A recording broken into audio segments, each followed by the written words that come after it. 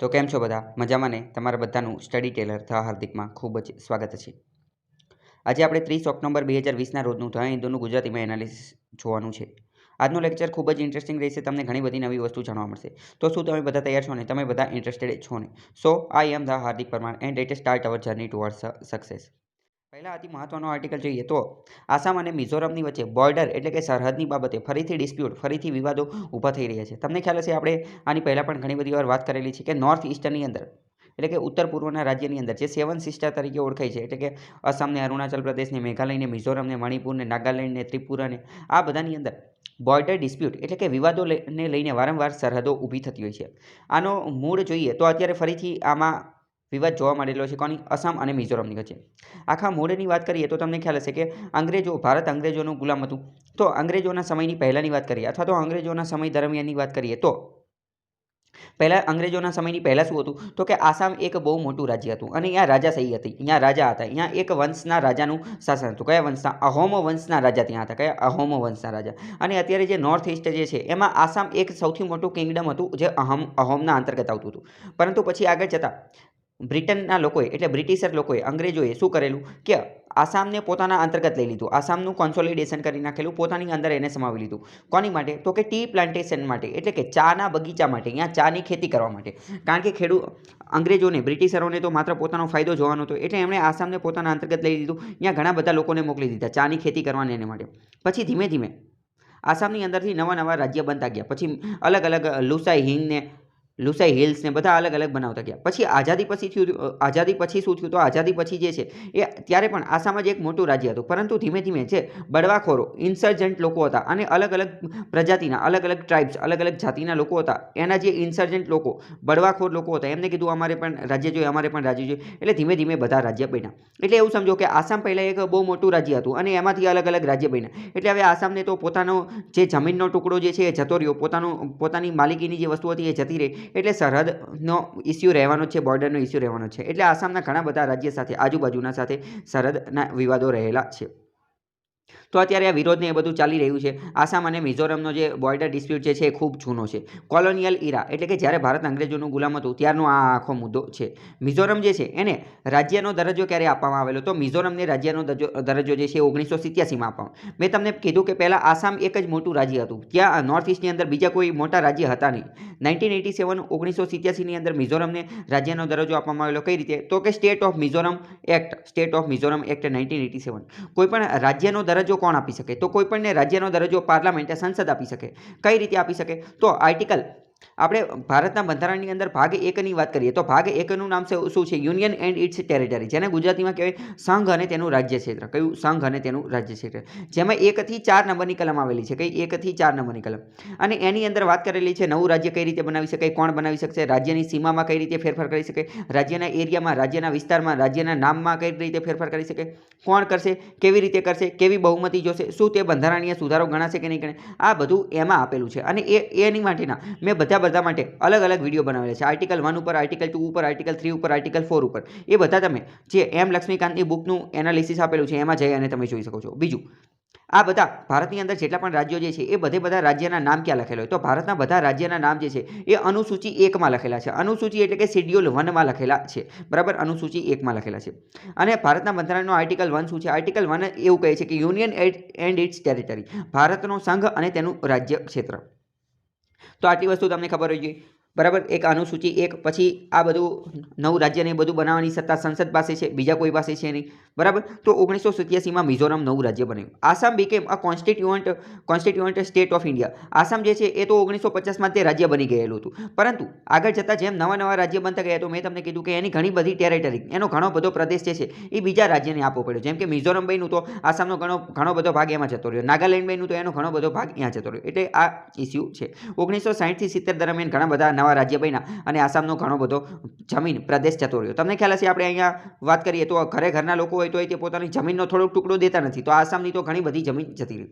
આસામ અને મિઝોરમનો વિવાદ એ કોની આજુબાજુ ફરે છે? તો 1875ની અંદર એક નોટિફિકેશન રજૂ કરવામાં આવેલું હતું। કોની માટે? એ નોટિફિકેશનની અંદર લુસાઈ હિલ, આખો મુદ્દો જે છે એ થોડો ઘણો લુસાઈ હિલની આજુબાજુ પણ ફરે છે। હિલ એટલે કે પર્વતો, લુસાઈ નામના પર્વતો છે। તમને ખ્યાલ હશે કે હિમાલય જે છે એ અહીંયા આવેલો છે, આ નોર્થ ઈસ્ટ જે છે એ આખું હિમાલયન સ્ટેટ કહેવામાં આવે છે. અહીંયા હિમાલયના પર્વતમાળા પણ આવેલી છે. પ્લેન ઓફ કાચેર એન્ડ અનધર 1933ની અંદર એક બીજું નોટિફિકેશન આવેલું હતું, જ્યારે નક્કી કરવામાં આવેલું હતું કે demark a boundary between Lushai hills and Manipur. બરાબર, તો જ્યારે 1933ની અંદર આ નોટિફિકેશન આવેલું એમાં સરહદ નક્કી કરવામાં આવેલી હતી કે લુસાઈ હિલ્સ અને મણિપુર એ બંનેની વચ્ચે કઈ સરહદ રહેશે. તો કે લુસાઈ હિલ જે છે એ સરહદ તરીકેનું કાર્ય કરશે. કોલોનિયલ ટાઈમની અંદર જોઈએ તો મિઝોરમ જે છે એને જ લુસાઈ હિલ કહેવામાં આવતું હતું. એટલે કે અંગ્રેજોના સમયમાં લુસાઈ હિલ જે છે એનું જ બીજું નામ મણિપુર હતું. અને એ જે છે એ મણિપુર અથવા મિઝોરમ, અહીંયા મિઝોરમ લુસાઈ હિલ જે છે એને એનું નામ જ તે મિઝોરમ હતું. લુસાઈ હિલ્સનું બીજું નામ શું હતું? મિઝોરમ. અને મિઝોરમ અથવા તો લુસાઈ હિલ એ આસામનો જ એક જિલ્લો હતો. એટલે હવે પોતાનો એક જિલ્લો હતો એ પછી આગળ જતા 1960 થી 70ની વચ્ચે એક નવું રાજ્ય બની જાય તો એમને પસંદ આવવાનું નથી અને એના કારણે આ સરહદનો વિવાદ થયેલો છે. મિઝોરમ એવું માને છે કે આજે સરહદનું ડિમાર્કેશન સરહદ માટેની જે લાઈન દોરવાની છે એ લાઈન કોની અનુસાર દોરવી જોઈએ? તો 1875નું નોટિફિકેશન હતું એના આધારે દોરવી જોઈએ. અને 1875નું નોટિફિકેશન હતું એ 1873ના એક નોટિફિકેશન એક કાયદા ઉપરથી આવેલું હતું. 1873માં એક કાયદો બનાવવામાં આવેલો હતો, Bengal eastern frontier regulation act. બરાબર, એટલે કે બંગાળના પૂર્વ બાજુનો જે પ્રદેશ છે એનું નિયંત્રણ કઈ રીતે કરવું એ. તો પહેલાં 1873માં આ કાયદો આવ્યો, એની ઉપરથી 1875માં એક નોટિફિકેશન આવ્યું. ત્યારે નક્કી કર્યું કે આ મિઝોરમનું શું કરવાનું, આસામનું શું કરવાનું, વચ્ચે લુસાઈ હિલ જે છે લુસાઈના પર્વતો એ સરહદ તરીકેનું કાર્ય કરશે. એટલે મિઝોરમ જે છે એ 1875નું નોટિફિકેશન માને છે. પરંતુ આસામ જે છે એ 1973માં જે ડિમાર્કેશન કરવામાં આવેલું હતું એને એની અનુસાર સરહદ માને છે. બરાબર, તો બંનેની વચ્ચે મુદ્દો આ છે. આસામ એમ કહે કે અમે 1973નું માનવી, મિઝોરમ એમ કહે કે અમે આ 1873નું અથવા 1875નું માનવી. એ કોન્ફ્લિક્ટ એટલે કે સમસ્યાનું જળ છે. અહીંયા જો તમે મેપ જોઈ શકો છો, આ ગ્રેટ હિમાલયા છે. બરાબર, આ હિમાલયનો પર્વત છે. બરાબર, તો હિમાલયને બધું અહીંયા આવેલું છે. અહીંયા નેપાળ છે, અહીંયા ભૂતાન છે અને વચ્ચે અહીંયા સિક્કિમ છે. બરાબર, તો આ બધી અહીંયા.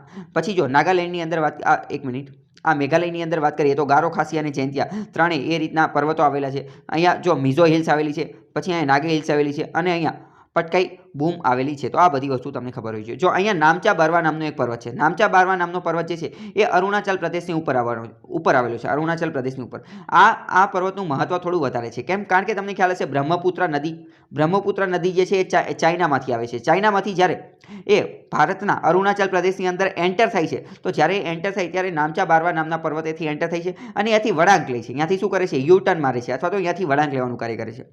પ્રશ્ન પૂછાઈ જાય, બ્રહ્મપુત્ર નદી ભારતમાં કયા રાજ્યમાં એન્ટર થાય છે? અરુણાચલ પ્રદેશમાં. પરંતુ રાજ્ય ન પૂછાય અને એવું પૂછાય કે કયા પર્વત ઉપરથી, તો નામચા બારવા નામના પર્વતેથી એન્ટર થાય છે. તો આ થોડું ઘણું જિયોગ્રાફી પણ તમને ખબર હોવી જોઈએ, એટલે કે ભૂગોળ ખબર હોવી જોઈએ. નોર્થ ઈસ્ટમાં આસામને મેં તમને કીધું ઘણા બધા સાથે લપ ચાલે છે સરહદ બાબતની. આસામ અને નાગાલેન્ડ વચ્ચે પણ, આસામ અને અરુણાચલ વચ્ચે પણ. અને એ મેપ જોઈ શકો છો અરુણાચલ પ્રદેશને. આ નોર્થ ઈસ્ટનો મેપ કઈ રીતે યાદ રાખવો એ પણ મેં તમને સમજાવેલું છે આગળના વિડીયોમાં. આસામ અને મેઘાલય વચ્ચે વચ્ચે આ લપ ચાલે છે. હવે તમારે જો આના વિશે ડિટેલમાં જાણવું હોય કે આખો મુદ્દો શું છે, અત્યારે મેં તમને ઉપરથી ખાલી જીસ્ટ કહી દીધી છે. એક રીતે મેં તમને ખાલી સારાંશ કહી દીધો છે કે આખો મુદ્દો શું છે. બાકી તમારે ડિટેલમાં જાણવું હોય તો 20 ઓક્ટોબરનો લેક્ચર જોઈ લેજો, ત્યાં તમને ખબર પડી જશે. આની લિંક ડિસ્ક્રિપ્શનમાં આપેલી નથી. બરાબર, ટેલિગ્રામ ઉપર તમે મિઝોરમ સર્ચ કરશો, ટેલિગ્રામ ઉપર સ્ટડી ટેલમાં જઈને મિઝોરમ, એટલે તમને આ 20 ઓક્ટોબરનો લેક્ચર પણ મળી જશે. અથવા 20 ઓક્ટોબર સર્ચ કરશો તો પણ મળી જશે. અને મિઝોરમ સર્ચ કરશો તો મિઝોરમ રિલેટેડ જેટલી પણ ન્યૂઝ મેં મૂકેલી હશે એ બધી તમને મળી જશે. અને આ જે 20 ઓક્ટોબરનો લેક્ચર જે છે એ તમે જોશો તો સારું, તો તમારે વધારે કોન્સેપ્ચ્યુઅલ માહિતી મળશે. કેમ? કારણ કે એની અંદર મેં પ્રેક્ટિસ MCQ પણ કરાવેલા છે, પ્રેક્ટિસ રિલેટેડ કે પરીક્ષામાં કેવા પ્રશ્ન પૂછાઈ શકે આ ટોપિકમાંથી, એ પણ મેં સમજાવેલું છે. બીજો આર્ટિકલ જોઈએ તો હવે વાત કરે છે CICની. What is CIC? CIC એટલે કે ચીફ ઇન્ફોર્મેશન કમિશનર, મુખ્ય માહિતી આયોગ. આપણે આની પહેલાં વાત કરેલી હતી RTI, રાઇટ ટુ ઇન્ફોર્મેશન, માહિતીનો અધિકાર. તો માહિતીનો અધિકાર જે છે એ આખો કોના અંતર્ગત આવે છે? એના માહિતીનો અધિકાર એના હેડ કોણ છે? એના મુખ્ય કોણ છે? CIC, ચીફ ઇન્ફોર્મેશન કમિશનર, માહિતી કમિશનર.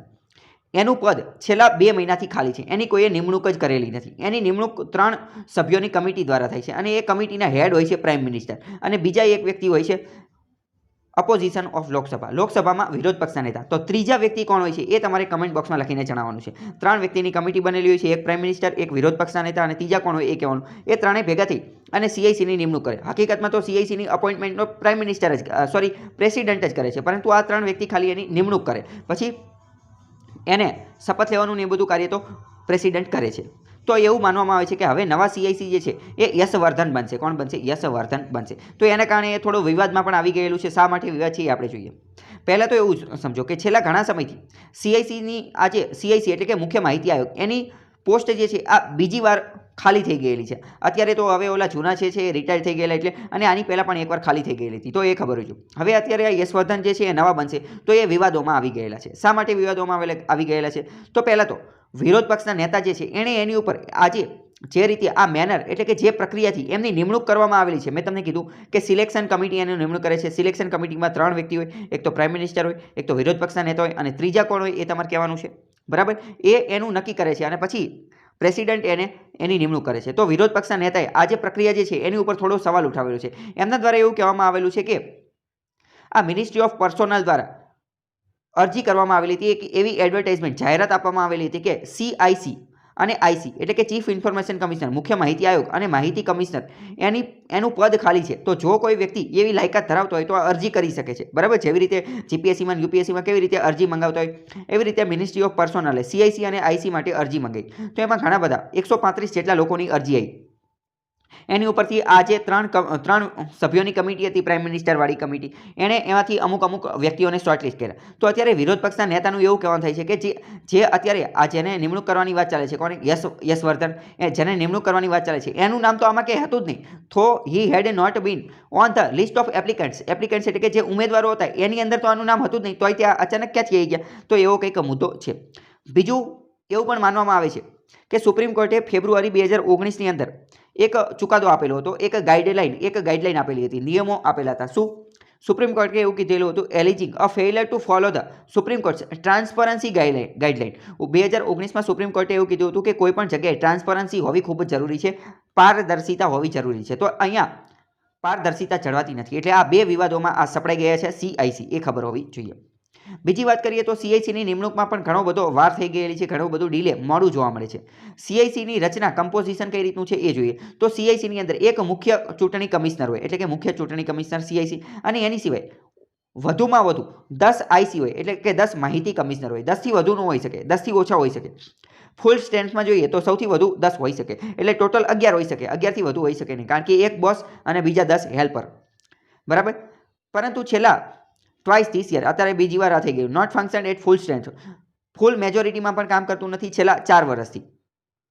માત્ર 5 જ કમિશનર છે, હોવા જોઈએ કેટલા? 10, એની બદલે 5 જ છે. 37,000 જેટલા કેસ પેન્ડિંગ પડેલા છે. તો પૂરેપૂરી ભરતી કરી નાખે તો વ્યવસ્થિત કામ થઈ શકે. મેં તમને કીધું, જો department of personal and training એના દ્વારા જાહેરાત આપવામાં આવેલી હતી આ વેકેન્સી એટલે કે જગ્યા માટે, કે અને 139 જેટલી ભરતી આવેલી હતી, અરજી આવેલી હતી સીઆઈસી માટે, અને 355 જેટલી આવેલી હતી. એ મહત્વનું નથી કે અરજી આવેલી હતી, વિવાદ જો હતો એ સમજવાનો, એ મેં તમને કહી દીધું. મુખ્ય વાંધો તો એ છે કે સીઆઈસીની નિમણૂક કરવા માટે ઘણું બધું મોડું થઈ રહેલું છે, સરકાર મોડું કરી રહ્યું છે. 2019માં સુપ્રીમ કોર્ટે જજમેન્ટ આપેલું હતું, ગાઈડલાઈન આપેલી હતી, એમાં ટ્રાન્સપરન્સીની વાત કરેલી હતી. તો ગમે ત્યાં લખતા હોય તો આ વસ્તુ તમારે લખવાની છે કે 2019માં સુપ્રીમ કોર્ટે કે સરકારના કોઈપણ કાર્યમાં ટ્રાન્સપરન્સી, પ્રાઇવસી, પારદર્શિતા જળવાઈ રહે એની વાત કરવાની છે. રાજ્ય સરકારે પણ સીઆઈસીની જેટલી પણ બેઠક ખાલી છે, સીઆઈસી અને આઈસીની જેટલી જગ્યા ખાલી છે એને ભરી દેવી જોઈએ ટાઈમ બાઉન્ડ મેનરની અંદર, એટલે કે વેળાસર, સમયસર ભરી દેવી જોઈએ. કેટલો સમયસર? 6 મહિનાની અંદર તે બધી ભરી દેવી જોઈએ. Commission should function at full strength, અને જે કમિશન જે છે એ સંપૂર્ણ મેજોરિટીથી પૂરેપૂરી જેટલી એની શક્યતા જે છે એ બધામાં વર્ક કરવું જોઈએ, એટલે કે 10-10ને નિમણૂક કરી દેવી જોઈએ, 1+10. રાજ્ય અને કેન્દ્ર સરકાર શુડ એન્શ્યોર, એમને ચકાસણી કરવી જોઈએ કે vacancies are filled without any delay, કોઈ પણ મોડું કર્યા વગર જે જગ્યા જે છે એ ભરાઈ જાય. પછી process of filling particular vacancy should be 1 થી 2 મહિનાની અંદર એની શરૂઆત કરી દેવી જોઈએ. કમિશનર શુડ એપોઇન્ટેડ ડાયવર્સ બેકગ્રાઉન્ડ, એ સારા એવા બેકગ્રાઉન્ડમાંથી આવતા હોવા જોઈએ, એમને કે ગમે એને ઉપાડી અને મૂકી દીધા. ટ્રાન્સપરન્સીનું ખાસ ધ્યાન રાખવું જોઈએ, પારદર્શિતાનું. શોર્ટલિસ્ટેડ કેન્ડિડેટ વિશે માહિતી આપવી જોઈએ, ટર્મ્સ એન્ડ કન્ડિશન એ બધું આપેલું છે. એટેક ઓન, હવે જો થોડા સમય પહેલા 2019ની અંદર પાર્લામેન્ટ એટલે કે સંસદ દ્વારા આરટીઆઈ એક્ટને થોડો નબળો બનાવવામાં આવેલો હતો, પાંગડો બનાવી દેવામાં આવેલો હતો, કારણ કે એની અંદર અમુક એમેન્ડમેન્ટ, સુધારા કરવામાં આવેલા હતા. તો એ સુધારા પણ તમને ખબર હોય, કયા કયા સુધારા હતા એ તમે અહીંયા જોઈ લો. તો પહેલાં તો આ જૂનું છે, આ ઉપર જે આપેલું એ બધું જૂનું છે, આ નીચે જે છે એ સુધારો છે.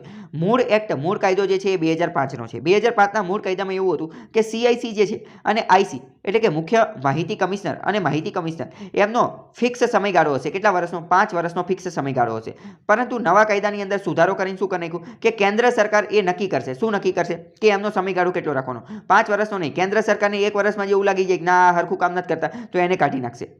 બીજું મહત્વની વસ્તુ કે કેન્દ્ર સરકાર જ તે રાજ્ય માટેના જે સ્ટેટ ઇન્ફોર્મેશન કમિશનર, રાજ્ય માટેના જે માહિતી કમિશનર હશે એને પણ હટાવી શકશે. એનો સમયગાળો પણ કેન્દ્ર જ નક્કી કરશે. બરાબર. તો વિધાનવાળા વાક્યમાં તમને કન્ફ્યુઝ કરી શકે કે RTI માટેના ચીફ ઇન્ફોર્મેશન કમિશનર એને હટાવવાનું કાર્ય રાજ્યના હોય તો પણ કેન્દ્ર કરી શકશે. તો સાચી વાત થઈ જશે. રાજ્ય અને કેન્દ્ર બંનેને હટાવવાનું કાર્ય એ કરશે. બીજી વાત કરીએ તો CIC જે છે મૂળ કાયદામાં એવું હતું કે CIC ને પગાર કેટલો મળશે? તો કે ચીફ ઇલેક્શન કમિશનર અને જે બીજા જે છે એને ઇલેક્શન કમિશનર, ચૂંટણી કમિશનર જેટલો પગાર મળશે. પરંતુ હવે અત્યારે એમનો પગાર પણ ઘટાડી દેવામાં આવેલો અને એવું કીધું કે એનો પગાર ને ભથ્થા ને એ બધું જે છે એ કેન્દ્ર સરકાર નક્કી કરશે. બરાબર. તો આ એની અંદર મેઇન આ સુધારા કરવામાં આવેલા હતા અને એને પાંગડો બનાવવાની કોશિશ કરેલી હતી. ઘણા બધા કેસ પેન્ડિંગ છે. બાકી તમારે RTI વિશે ડિટેલમાં જાણવું હોય તો એ પણ મેં આની પહેલાં ભૂતકાળમાં લેક્ચર બનાવેલા છે, તો એ જોઈ લેજો તમે. RTIના 15 જેટલા વર્ષ પૂરા થઈ ગયેલા છે. તો જ્યારે 15 વર્ષ પૂરા થયા તો ત્યારે એનું મેં સંપૂર્ણ એનાલિસિસ આપેલું છે. તો એ વિડીયો લેક્ચર તમે ટેલિગ્રામમાં જઈ અને સર્ચ કરી શકો છો. અહીંયા તમને મળી જશે. આગળ વાત કરીએ તો તુર્કી અને ફ્રાન્સ જે છે એ અત્યારે થોડા આમને સામને આવી ગયેલા છે. તો એની પાછળનું કારણ શું છે એ સમજીએ આપણે. હવે જો અહીંયા પહેલાં તો એ સમજો કે તુર્કી આટલું દાદાગીરી કેમ કરે છે, તુર્કી હીરો બનવાની કોશિશ કેમ કરે છે. તો તુર્કી જે છે પહેલાં તો એ સમજો ઇતિહાસમાં જતા રહ્યો, ઘણા બધા 200, 300, 400, 500 વર્ષ પહેલાં જતા રહ્યો. તો તમને ખ્યાલ આવશે કે એક બહુ મોટું સામ્રાજ્ય હતું. કયું? ઓટોમન સામ્રાજ્ય. ઓટોમન સામ્રાજ્ય જે છે આ એટલું મોટું સામ્રાજ્ય હતું કે ત્રણ ખંડમાં ફેલાયેલું હતું. 3 ખંડ, 3 કોન્ટિનેન્ટમાં, એશિયા, યુરોપ અને આફ્રિકા, 3 ખંડમાં ખૂબ મોટું ફેલાયેલું સામ્રાજ્ય હતું. બરાબર. અને એનું પાટનગર હતું એ ઇસ્તાનબુલ હતું. શું હતું? ઇસ્તાનબુલ.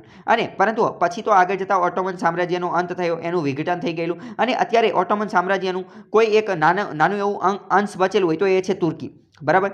ઓટોમન સામ્રાજ્યનું જે ઇસ્તાનબુલ હતું એ જ તે અત્યારે તુર્કીનું પાટનગર છે. ઇસ્તાનબુલ. બરાબર. એ જ તે તુર્કીનું અત્યારે પાટનગર છે, જે અંકારા છે. બરાબર. એટલે કે તુર્કી અત્યારે એટલા વિસ્તારમાં સમયને રહી ગયેલું છે. પહેલાં જે 3 ખંડમાં ફેલાયેલું હતું એ અત્યારે માત્ર આટલું જ છે. બીજું વાત કરીએ ઓટોમન સામ્રાજ્ય જે છે, ઓટોમન સામ્રાજ્ય એની અંદર મુસ્લિમ લોકોનું વધારે ડોમિનન્સ હતું. એક રીતે એવું સમજો કે બધા જ મુસ્લિમ લોકો તે એની અંદર ડોમિનન્ટ હતા. મુસ્લિમ લોકોનું જ સામ્રાજ્ય હતું. આરબ લોકો દ્વારા એ બનાવવામાં આવેલું હતું ઓટોમન સામ્રાજ્ય. બરાબર. પરંતુ હવે એનું તો વિઘટન થઈ ગયું, એ તો કંઈ છે નહીં, એટલે હવે તો એનો તો કંઈ પાવર રહેલો નથી. પરંતુ હવે માત્ર તુર્કી બચેલું છે. તો તુર્કીનું હવે એવું કહેવાનું થાય છે કે તુર્કી ફરીથી પાવર ગેઇન કરે, ફરીથી સત્તા મેળવે. કોના આધારે? તો કે મુસ્લિમ લોકોનો સાથ મેળવીને. જેટલા પણ મુસ્લિમ દેશો જે છે એ બધા મુસ્લિમ દેશનો હેડ આગેવાન જો તુર્કી બની જાય તો એનું કામ થઈ જાય. તો તુર્કી જે છે એ બોસ બની જાય. અને તુર્કીમાં અત્યારે વ્યક્તિ પણ એવા જ છે. તુર્કીમાં પ્રેસિડેન્ટ કોણ છે? એર્દોગન. એર્દોગન જે છે એ મુસ્લિમ ધર્મને, ઇસ્લામ ધર્મને વધારે પ્રોત્સાહન આપી રહ્યા છે અને એના કારણે તુર્કીને મહાન બનાવી રહ્યા છે. એક રીતે એ તુર્કી અથવા તો ત્યાંના રાષ્ટ્રપતિ જે છે એ તુર્કીને મુસ્લિમ લોકોના આગેવાન, મુસ્લિમ લોકોના હેડ, મુસ્લિમ લોકોના લીડર તરીકે બતાવવા માંગી રહ્યા છે. બરાબર. તો તુર્કી આના કારણે આવી રીતે આગળ આવી રહ્યું છે. જ્યારે તો એને ફ્રાન્સ સાથે શું વાંધો છે? તો ફ્રાન્સ જે છે એનું એવું કહેવાનું થાય છે કે ઇસ્લામ ધર્મની અંદર, ફ્રાન્સની અંદર ઇસ્લામ ધર્મની અંદર અમુક પ્રકારના રિફોર્મ, અમુક પ્રકારના સુધારાની જરૂર છે. તમને એવું લાગે ફ્રાન્સ એવું શા માટે કહે છે? કારણ કે છેલ્લા ઘણા સમયથી ફ્રાન્સની અંદર ઇસ્લામનું પ્રમાણ વધી રહ્યું છે અને ઇસ્લામ ધર્મના કારણે ફ્રાન્સની અંદર અમુક પ્રકારના આતંકવાદી હુમલાને એવું બધું પણ થઈ રહ્યું છે. બીજું, ફ્રાન્સની અંદર અમુક પ્રકારના મીડિયા, અમુક પ્રકારના ન્યૂઝ જે છે એની ઉપર પણ ઇસ્લામ ધર્મના લોકો જે છે, ઇસ્લામ આતંકવાદી જે છે અથવા તો આતંકવાદી લોકો કે જે ઇસ્લામ ધર્મ ફેલાવવાના નામે એની ઉપર હુમલો ને એવું બધું કરાવી રહ્યા છે. એટલે ફ્રાન્સ હવે એની ઉપર સુધારો લાવવાનું ઈચ્છે છે. બરાબર. અને બીજી વાત કરીએ તો યુરોપની અંદર જો કોઈ શક્તિશાળી દેશ હોય તો એમાંનો એક દેશ ફ્રાન્સ છે. બરાબર. એમાંનો એક દેશ શું છે? ફ્રાન્સ છે. તો એના કારણે તુર્કી જે છે એ મુસ્લિમ ધર્મને સપોર્ટ કરે છે. જ્યારે ફ્રાન્સનું એવું કહેવાનું થાય છે કે અમે ફ્રાન્સની અંદર અત્યારે મુસ્લિમ ધર્મની અંદર રિફોર્મ, સુધારા લાવવા ઈચ્છીએ છીએ. એટલે બંને એકબીજાની આમને સામને આવી રહ્યા છે. અને ફ્રાન્સ પણ પાવરફુલ છે, તુર્કી જે છે એ પણ થોડું ઘણું પાવરફુલ છે. બંને નાટોના સભ્ય છે. તો આ તમને થોડો ઘણો ખબર હોવી જોઈએ. અને તુર્કીને એટલી તો ખબર જ છે. જો એક રીતે અહીંયા સમજો કે તુર્કી અને ફ્રાન્સ એ બેયની લપ થઈ જાય, બે જો લડે તો ફ્રાન્સ જીતી જાય. બરાબર. પરંતુ તુર્કીને એટલી ખબર છે કે ફ્રાન્સ એની ઉપર ક્યારેય યુદ્ધ કરશે નહીં. કેમ? કારણ કે બંને નાટોના સભ્ય છે અને બંને નાટોના સભ્ય એટલે તમને ખબર હોય છે નોર્થ એટલાન્ટિક ટ્રીટી ઓર્ગેનાઇઝેશન. એટલે એકબીજા સાથે એટલું બધું તો મોટા પાયે લપ કરશે નહીં. તો અહીંયા જે આપેલું છે બંને નાટોના સભ્યો છે ઇર્દોગન જે છે એના દ્વારા લોન્ચ કરવામાં આવેલો પર્સનલ એટેક ફ્રાન્સની સરકાર ઉપર. ફ્રાન્સની અંદર કોણ છે તો કે ઇમ્યુઅલ મેક્રોન એ એના પ્રેસિડેન્ટ છે અને તુર્કીના કોણ છે તો કે ઇર્દોગન. લાસ્ટ વીક ગયા અઠવાડિયે ફ્રાન્સ દ્વારા બોલાવવામાં આવેલા હતા. ફ્રાન્સે જે છે એ તુર્કીમાંથી પોતાના એમ્બેસેડર હતા એને પાછા બોલાવી લીધા. તો આ એક રીતનો સંકેત હતો. ફ્રાન્સે તુર્કીને સંકેત આપ્યો કે તમે ઓકાતમાં રહીજો નહીં તો અમે આવી રીતે બોલાવી લઈશું. બરાબર. તો એવી જ રીતે જો તુર્કી જે છે એનું કેપિટલ કયું છે અંકારા છે અને એનું ચલણ કયું છે લીરા છે એ તમને ખબર હોવી જોઈએ. અને સાથે સાથે તો તુર્કીએ પણ એના જવાબમાં શું કીધું ફ્રેન્ચ ગુડ્સ ફ્રાન્સના જે વસ્તુઓ હતી એનો બોયકોટ એનો બહિષ્કાર કરવાનું શરૂ કરી દીધું.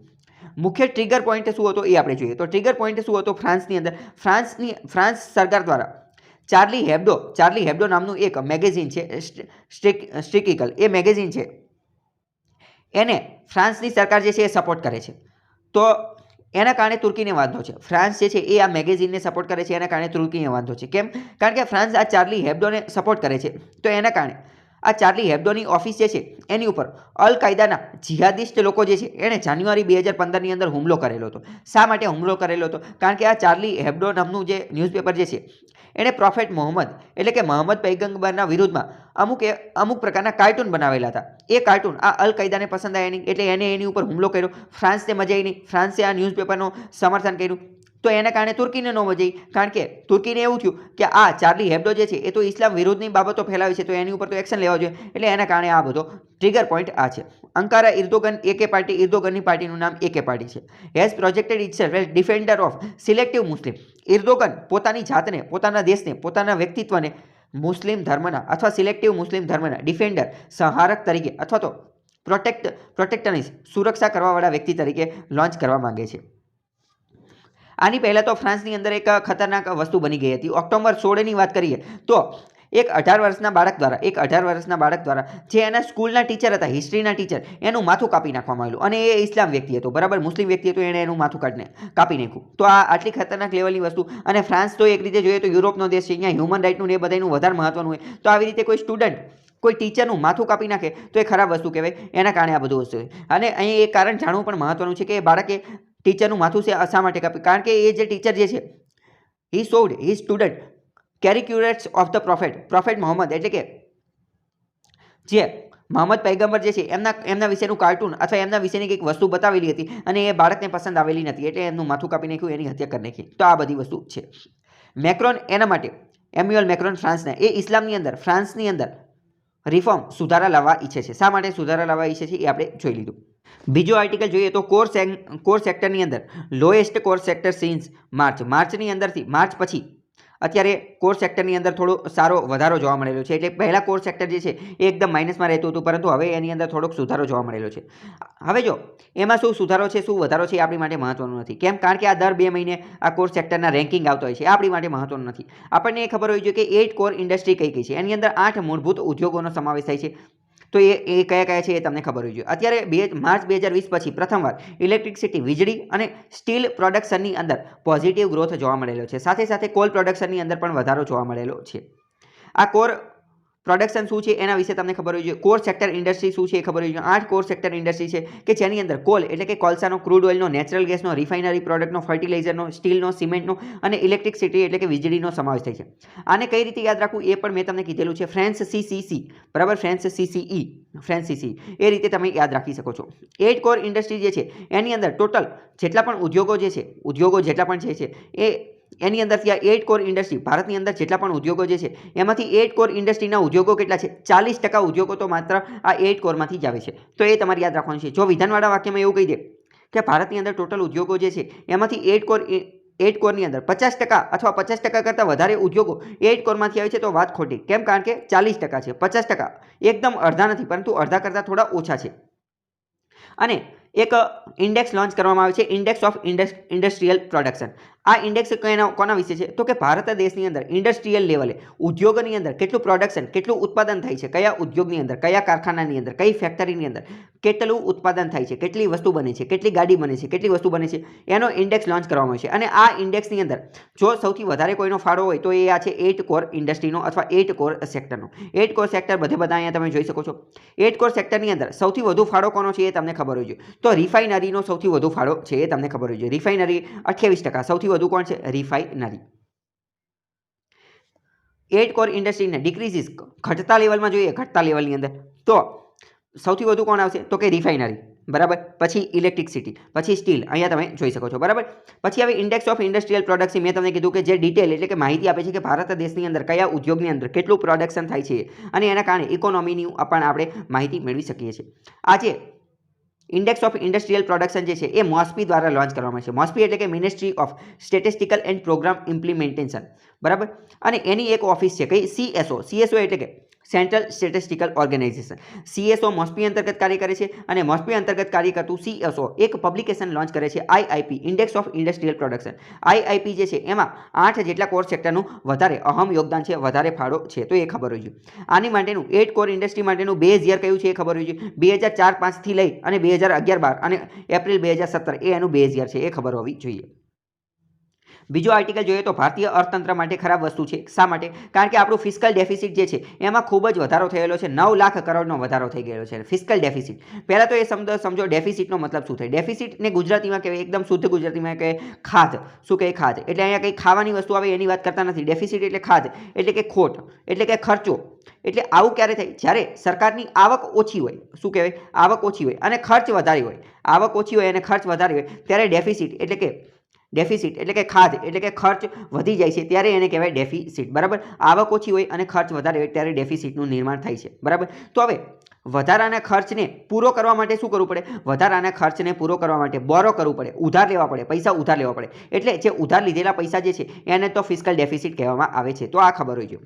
ફિસ્કલ ડેફિસિટ એટલે શું? બીજું પણ આપણે જોઈ લઈએ કે જ્યારે બજેટ લોન્ચ કરવામાં આવે, ફેબ્રુઆરીની અંદર બજેટ લોન્ચ કરવામાં આવે તો બજેટની અંદર સરકારના આંકડા હોય, સરકાર અંદાજ લગાવે કે સરકારને કેટલી આવક થશે અને સરકારને કેટલો ખર્ચ થશે, બરાબર. તો સરકારે જ્યારે અંદાજ લગાવેલી હોય ત્યારે જ એને ખબર પડી જાય કે આટલી આવક થશે અને આટલો ખર્ચ થશે, તો ખર્ચ વધારે થશે, મોટે ભાગે ખર્ચ વધારે જોઈએ. એટલે ખર્ચ વધારે થશે એટલે અમુક પૈસા ઉધાર લેવા પડશે, અમુક પૈસા બોરો કરવા પડશે. તો જેટલા પૈસા ઉધાર લેશે એ વધારાનો ખર્ચ હશે અને જે વધારાનો ખર્ચ હશે એને તો ફિસ્કલ ડેફિસિટ કહેવાય.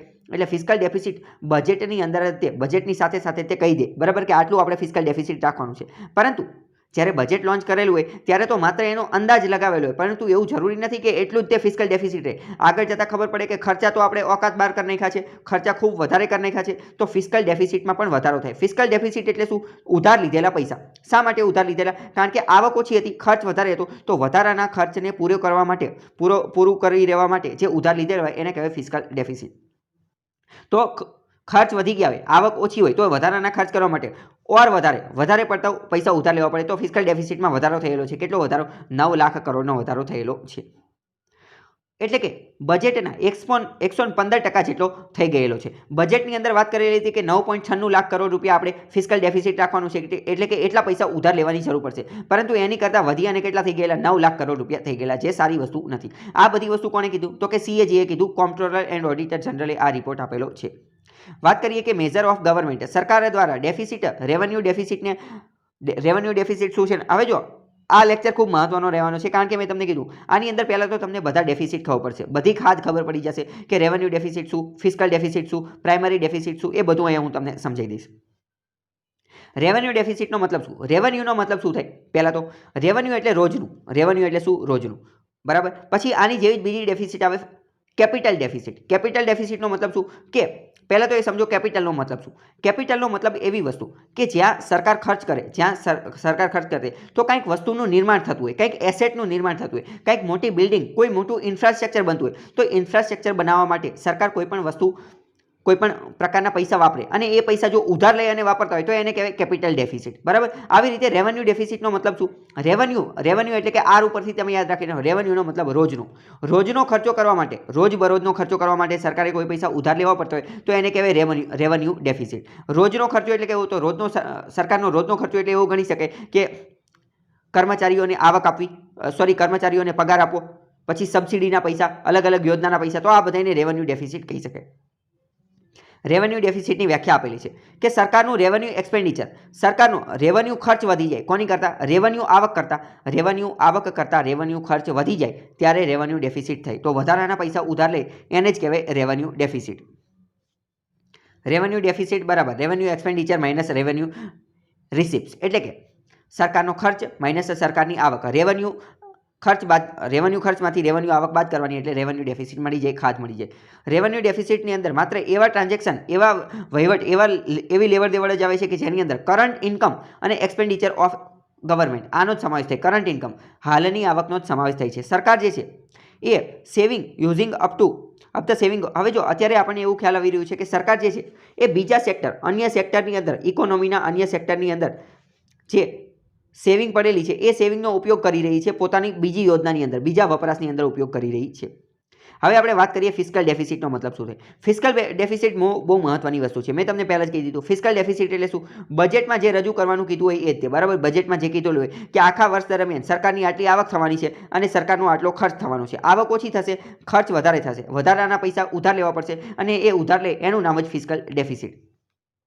ઇંગ્લિશમાં એ બધી વસ્તુ લખેલી છે, બરાબર. તો એક વર્ષ દરમિયાન સરકારે ઉધાર લેવા પડતા હોય એ પૈસાને કહેવાય ફિસ્કલ ડેફિસિટ. બજેટમાં જ કહી દીધેલું હોય, પરંતુ બજેટમાં કીધેલું હોય એટલો જ ખર્ચ થાય એવું જરૂરી નથી, એટલા જ પૈસા ઉધાર લેવા પડે એવું જરૂરી નથી. એની કરતાં વધારે પણ લેવા પડે, ઓછા પણ લેવા પડે, કારણ કે આગળ જતાં ગમે એવી સમસ્યા સર્જાઈ શકે છે. ફિસ્કલ ડેફિસિટની વ્યાખ્યા પણ અહીંયા આપેલી છે.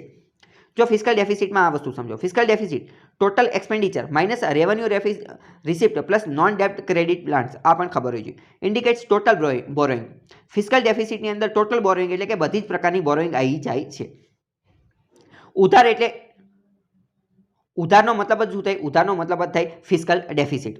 ગ્રોસ ફિસ્કલ ડેફિસિટ વિશે વાત કરીએ. ફિસ્કલ ડેફિસિટનો મતલબ શું? ઉધાર લીધેલા પૈસા. કયા ઉધાર લીધેલા? તો કે નેટ બોરોઈંગ, આપણે ઘરની અંદરથી, એટલે કે દેશમાંથી જે ઉધાર લીધા હોય એ પૈસા આવી જાય. આરબીઆઈ પાસેથી ઉધાર લીધેલા હોય એ પૈસા આવી જાય અને વિદેશમાંથી ઉધાર લીધેલા હોય એ પૈસા આવી જાય. આ બધાને ભેગા કરી નાખવી એટલે ગ્રોસ ફિસ્કલ ડેફિસિટ થઈ જાય. ગ્રોસ ફિસ્કલ ડેફિસિટ જે છે એ જજિંગ એટલે કે નક્કી કરવામાં મદદ કરે છે. શું નક્કી કરવામાં મદદ કરે છે? ફાઇનાન્શિયલ હેલ્થ, જે તે દેશની સ્વાસ્થ્ય કેવું છે, કેવું સ્વાસ્થ્ય, નાણાકીય સ્વાસ્થ્ય કેવું છે, નાણાંની બાબતમાં જે તે દેશ કેવો છે, પબ્લિક સેક્ટરનું સ્વાસ્થ્ય કેવું છે, ઇકોનોમી કેવું છે અને ઇકોનોમીની સ્ટેબિલિટી કેવી છે, એ જળવાઈ રહેશે કે નહીં જળવાઈ રહે, એ કોનાથી નક્કી થાય? ગ્રોસ ફિસ્કલ ડેફિસિટથી. હવે માની લો કે ગ્રોસ ફિસ્કલ ડેફિસિટ વધારે હોય, એનો મતલબ શું? કે આપણે પૈસા વધારે ઉધાર લીધા છે અને વધારે ઉધાર લીધા છે તો આપણે કહી શકીએ કે પબ્લિક સેક્ટરની ફાઇનાન્શિયલ હેલ્થ, નાણાકીય સ્વાસ્થ્ય સારું નથી, કારણ કે પૈસા ઉધાર લેવા પડે છે, ઉધાર લઈને બધું ચાલે છે તો સારું કહેવાય નહીં. અને ફિસ્કલ ડેફિસિટમાં ઘટાડો છે, મતલબ કે પૈસા ઓછા ઉધાર લેવા છે, મતલબ ઓછા ઉધાર લેવા પડે છે, મતલબ કે બધી વસ્તુ સારી ચાલે છે. પ્રાઇમરી ડેફિસિટ વિશે તમને થોડો ઘણો અંદાજ હોવો જોઈએ. પ્રાઇમરી ડેફિસિટનો મતલબ શું? એનો મતલબ પણ ફિસ્કલ ડેફિસિટ જે છે એટલે કે ટોટલ જેટલા ઉધાર લીધેલા હોય એ પૈસા, એમાંથી જો આપણે ઇન્ટરેસ્ટ, વ્યાજ બાદ કરી નાખીએ તો જે બચે એને કહેવાય પ્રાઇમરી ડેફિસિટ. જો સમજો, ફિસ્કલ ડેફિસિટ એટલે શું? મેં તમને અત્યારે સમજાવી દીધું. ટોટલ જેટલા પણ પૈસા ઉધાર લીધા હોય એ બધાને કહેવાય ફિસ્કલ ડેફિસિટ. પરંતુ ટોટલ જેટલા પણ પૈસા ઉધાર લીધા હોય, માની લો કે એમાંથી અડધા પૈસા અથવા એમાંથી અમુક પૈસા તો જૂના ભૂતકાળમાં લીધેલી લોનનું વ્યાજ ભરવા માટે વપરાઈ જવાના છે, તો એ પૈસા, એ વ્યાજના પૈસાને આપણે કાઢી નાખવી અને જે મળે એને કહેવાય પ્રાઇમરી ડેફિસિટ. બરાબર. ગેપ બિટવીન એટલે કે તફાવત દર્શાવે છે કોની વચ્ચેનો? સરકારના ખર્ચની જરૂરિયાત અને સરકારની આવક વચ્ચેનો. Not taking into account of expenditure એટલે કે ઇન્ટરેસ્ટ, વ્યાજના પૈસા કાઢી નાખવાના, એને કહેવાય પ્રાઇમરી ડેફિસિટ. તો પ્રાઇમરી ડેફિસિટ એટલે fiscal deficit minus interest payment. આ બધું તમારે યાદ રાખવાનું છે. કેમ? કારણ કે પરીક્ષામાં ડાયરેક્ટ ફોર્મ્યુલા પૂછાઈ જતા હોય, પરંતુ જો તમારો કોન્સેપ્ટ ક્લિયર હોય તો ફોર્મ્યુલા પણ તમને ઓટોમેટિક આવડી જશે. સરકારે ફિસ્કલ ડેફિસિટને કાબૂમાં રાખવા માટે FRBM એક્ટ બનાવેલો છે, fiscal responsibility and budget management act 2003, જેના અંતર્ગત સરકારે એવું નક્કી કરેલું હતું આ એક્ટ અંતર્ગત કે આપણે ફિસ્કલ ડેફિસિટ જે છે એ બજેટના 3% રાખીશું. શું કરીશું? 3% રાખીશું અને દર વર્ષે 0.5% ઘટાડતા જશું અને એક દિવસ એવું આવશે કે આપણે એ ફિસ્કલ ડેફિસિટ 0 પહોંચાડી દઈશું. પરંતુ એવું કંઈ થયેલું હતું નહીં, ખાલી એ મોટી વાત થયેલી હતી.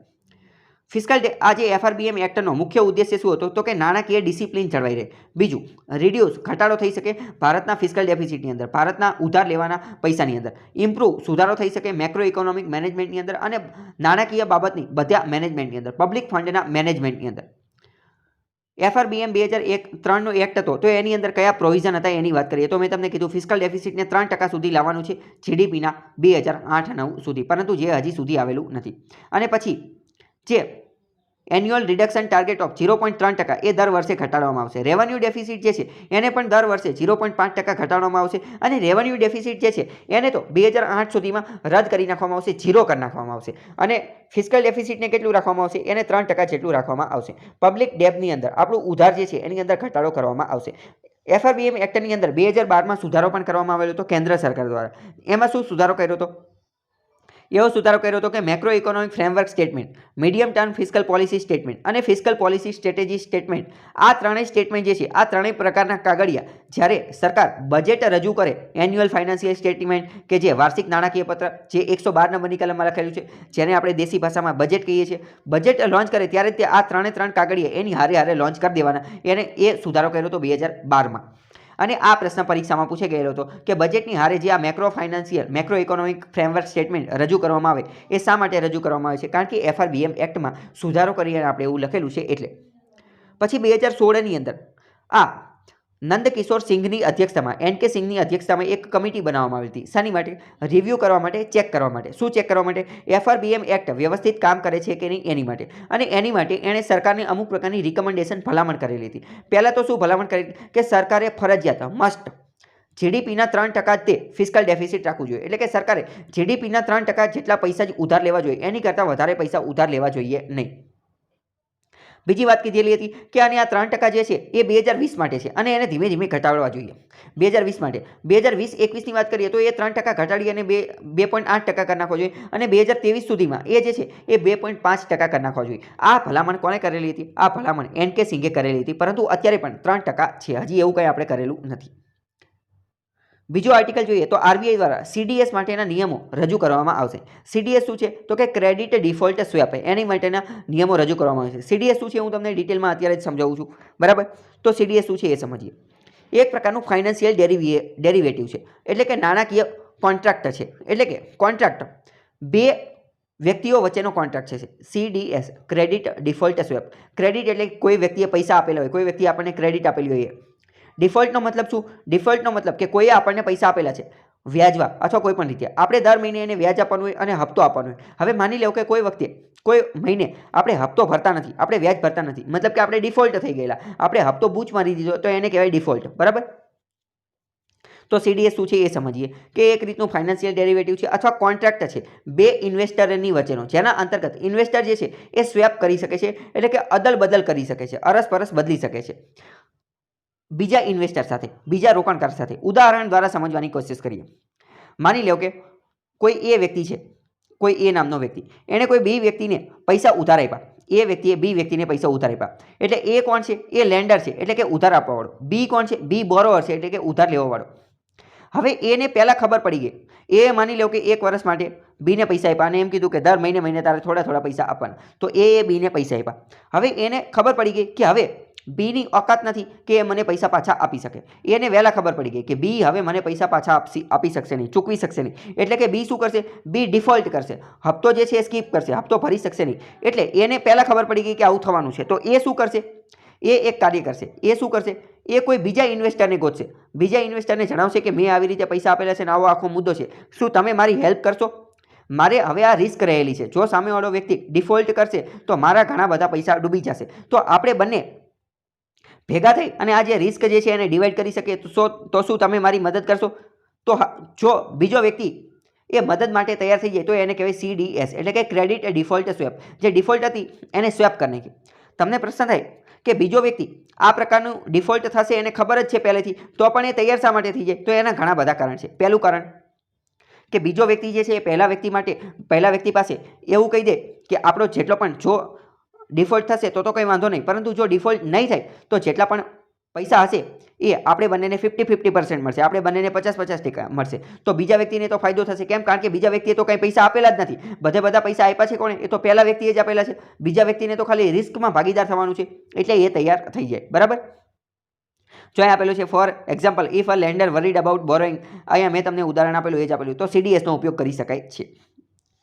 એટલે કે સ્વેપ, રિસ્ક જે છે એને સ્વેપ કરી નાખવાની, ડિફોલ્ટ માટેની રિસ્ક જે છે એને સ્વેપ કરવાની નાખવાની. એક વ્યક્તિ, એક ઇન્વેસ્ટર, એક રોકાણકાર બીજા રોકાણકાર સાથે એને શેર કરી લેશે કે આપણે બંને ભેગા થઈ અને એ રિસ્ક શેર કરી લેવી. અને જે બીજા વ્યક્તિ સાથે આ કરવામાં આવે, શેર કરવામાં આવે, તો બીજો વ્યક્તિ પહેલા વ્યક્તિને, બીજો લેન્ડર પહેલા લેન્ડરને એવી જવાબદારી પણ આપે છે, જો આવું થશે તો હું તારી રિસ્કમાં ભાગીદાર બનીશ અને હું તને ત્યારે પૈસા આપીશ, જે તારા પૈસા પડી જશે એ હું તને આપીશ, જો ઓલો વ્યક્તિ નહીં ભરે લોન તો. સરકાર દ્વારા 2020ની અંદર એક બિલ લાવવામાં આવેલું છે, bilateral netting of qualified financial contract bill. એ તમને ખબર હોવી જોઈએ, જે પ્રોવાઈડ કરશે, પૂરું પાડવામાં આવશે લીગલ ફ્રેમવર્ક, કાયદાકીય ફ્રેમવર્ક. કોની માટે? બાયલેટરલ નેટિંગ અને ક્વોલિફાઈડ ફાઇનાન્શિયલ કોન્ટ્રાક્ટ માટે. તમને પ્રશ્ન થાય બાયલેટરલ નેટિંગ શું છે? બાયલેટરલ એટલે કે દ્વિપક્ષીય. નેટિંગનો મતલબ શું એ સમજીએ.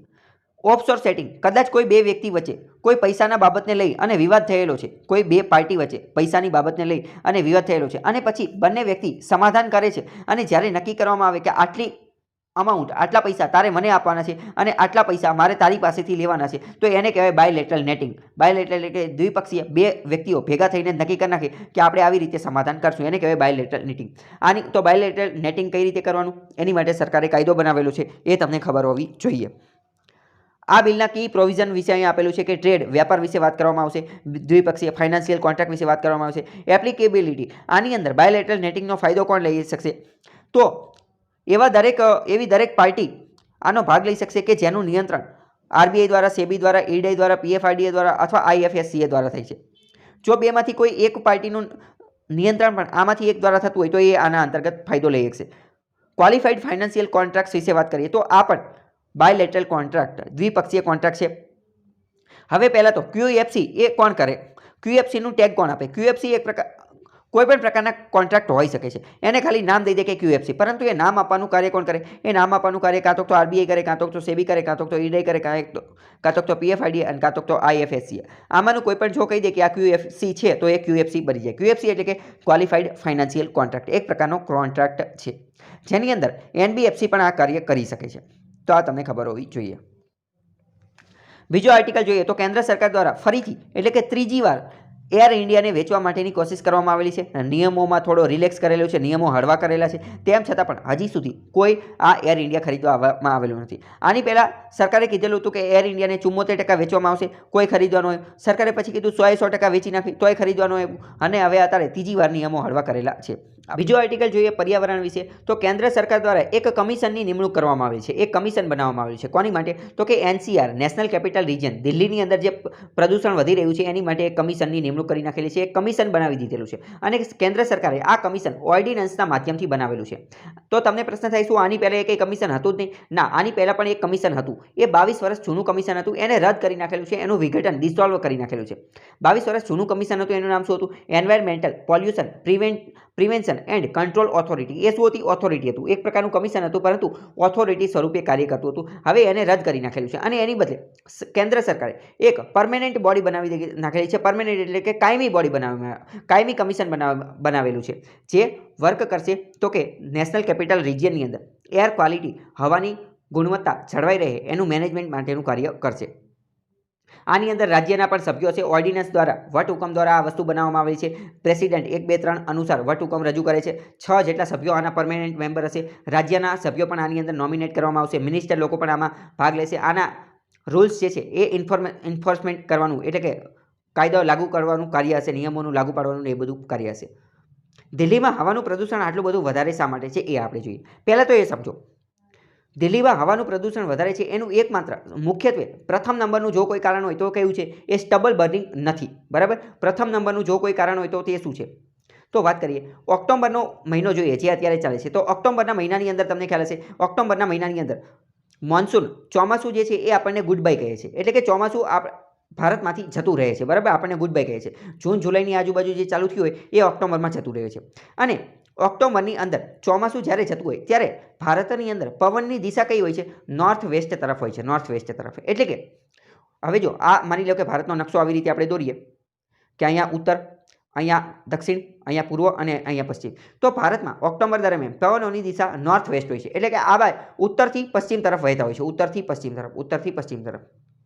બરાબર, ઉત્તરથી પશ્ચિમ, નોર્થ વેસ્ટ તરફ વહેતા હોય છે.